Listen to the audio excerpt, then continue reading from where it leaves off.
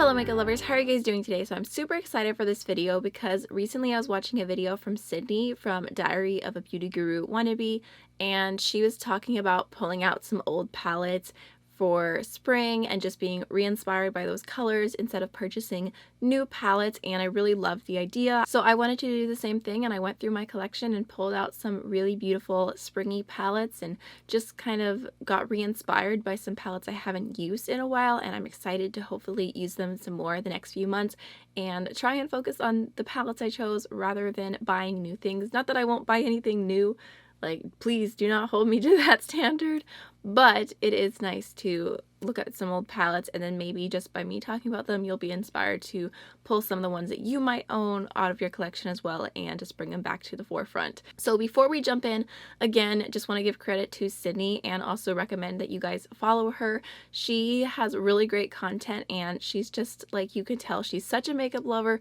but she's also trying to be like a smart consumer at the same time. I find a lot of her videos just really refreshing and also inspiring because it just makes me feel like I just want to play with makeup when I watch her videos. Alright, so I feel like when I was going through my collection, I kind of had like an aesthetic, a vibe that I was going for, and I wanted to put out some palettes that are more colorful, but also I just wanted like soft colors at the same time. I feel like that's what I've been going for lately. That's what I was inspired to pull out. So the first palette that I have here I'll talk about because I actually already have it on my eyes today, and this is the Hallberg Spectral palette, which is so beautiful.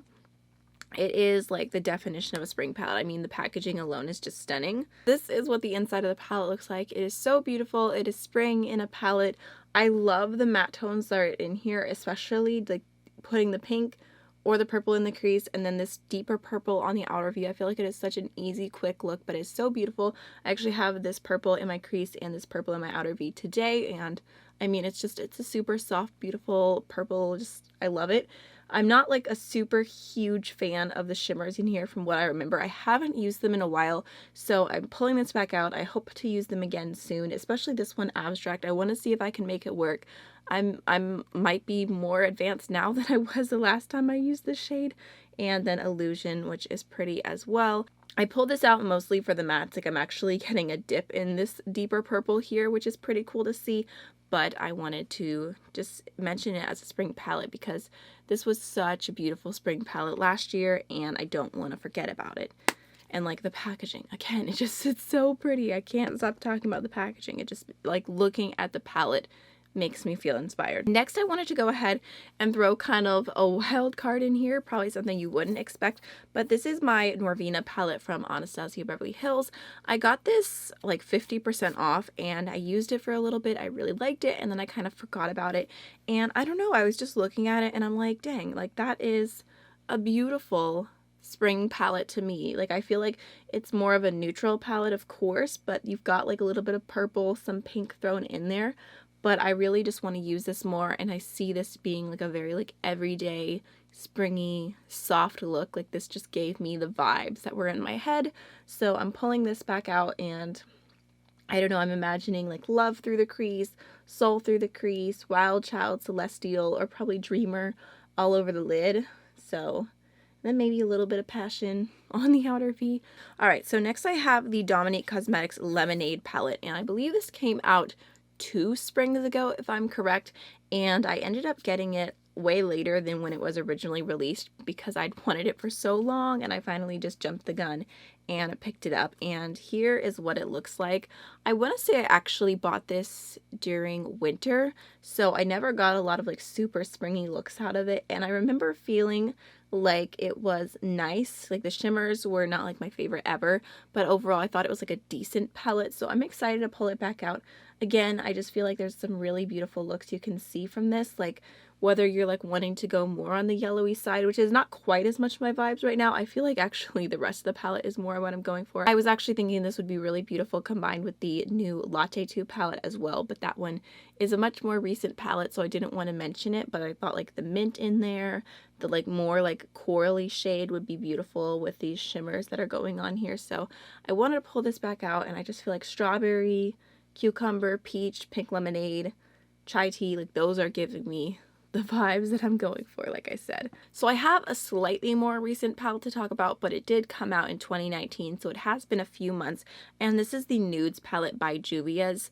Again, kind of probably something you might not have been expecting, but I just feel like looking at this, it is such a nice, really soft, springy palette. I feel like it just gives like those really soft, rose gold, peachy vibes, and I haven't done a lot with this palette, unfortunately, because whenever I got it, I was so overwhelmed. I didn't get the chance to like really give these little mini palettes their moment. I really, really do love this color story. I was sent this one SPR, but I just think it is such a beautiful, springy, soft neutral palette. Alright, next I wanted to pull in a purple palette and a pastel palette at the same time. So this would be my Lilac You a Lot palette from Colourpop. I bought this again kind of on a whim. I was like, I'm gonna get it for my purple palette battle. It's pretty, I want it, it's on sale, $9, whatever. But I actually think it's such a beautiful palette. I'm surprisingly super impressed by it. I really like the looks that I've done with it so far, and I just feel like, again, this is kind of that really like soft, springy vibe that I'm going for. I feel like these two shades on the bottom are not quite as much. They're a little bit too bright for what I want, but I just imagine like any of these shimmers, especially combined with the Norvina palette, or just like imagine that through the crease and then any of the shimmers all over the lid, maybe train wreck all over the lid. I just feel like they're really, really beautiful, and I'm inspired by this color story. I think it's such a good palette, and it's even like better for the price. I know a lot of people own this, so I thought I'd mention it as like a really nice spring palette, in my opinion. And then I also have the Douce palette by Julius, and this was one that Sydney mentioned, and I was like, yes, I definitely need to pull that back out. I feel like I'm constantly thinking I need to use this palette more, because it really is like probably one of the most underrated palettes from Julius Place. So here's what it looks like.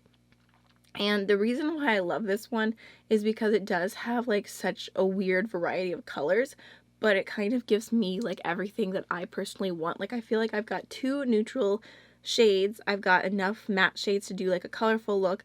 I really love an intense pink, just true metallic, and then I love this inner corner one as well because it is a duochrome, and then you've also got a pop of green, and then the only shade I'm not like bananas about is the pop of silver, because I could definitely do without that one. I feel like there's so many things I could have put in place of that palette here, but everything else about this I really, really love. So I'm hoping to do some more looks with it soon. I can't promise to do looks on camera with all of these palettes, but if there is any in particular that's standing out to you, definitely let me know and I'll try and do a tutorial or two. But I just know, like, even personal time, I just want to use this. I want to use this shade as a blush and then this one as a highlighter as well, and do like a full face thing. It's just such a pretty palette, and I need to use it more because I know the quality is amazing. The color story is so inspiring. This is actually one of the palettes that I anti-hauled when it originally came out. I was like, I don't see it. It's so ugly to me, but now I see it. All right, so last but not least is the Lime Crime Venus 3 palette. This is probably the oldest one that I'm talking about today. Maybe, or maybe the Douce palette. Which one came out first? I'm not sure. These are the oldest ones I have to mention, but I really, really, really love this palette. It was kind of a go-to palette for a minute there, and then other things come out, they get your attention, you forget about the old things that you love, so I definitely want to use this more. But I just love the color story of this. I feel like you can go a little bit more bright with the purples. Like, I love the purple options, especially the shade Beam is just so, so beautiful. But you can also be very, very soft. I love that there's like an inner corner shade, which, it's more of a satin, but still pretty. And I love this shade Bliss. It's so much prettier on the eyes than it is in the palette. I don't think I've ever used this shade right here called Beloved, just because I'm not like a taupey satin kind of person. Maybe I could be, maybe if I pull this out again. But overall, I just love the shade Dreamy and Bliss. So I wanted to pull this back out, get more use out of it. I've done the same look over and over again, so maybe it'll be fun to use this and like actually branch out a little bit, do some different looks, because I don't know, there's just something about this palette that kind of got me stuck in a habit, but I do love it. And again, it's something that you guys might own, might want to pull back out, because I mean, I don't think of spring palettes and like immediately think of this one, but I was sitting there going through my collection. I was just thinking of like this aesthetic that I have going in my head. I saw it and I'm like, that's perfect. Like, it's just everything I want it to be. And I feel like all of these palettes I mentioned could be pretty complementary towards each other as well. I'd love to know if you have any older palettes you pulled out for spring and what your aesthetic is that you're going for right now. I think it's interesting that we could take the same season and be inspired in so many different ways. But that's pretty much everything for today's video. I really hope you enjoyed it, and I'll see you in the next one. Bye.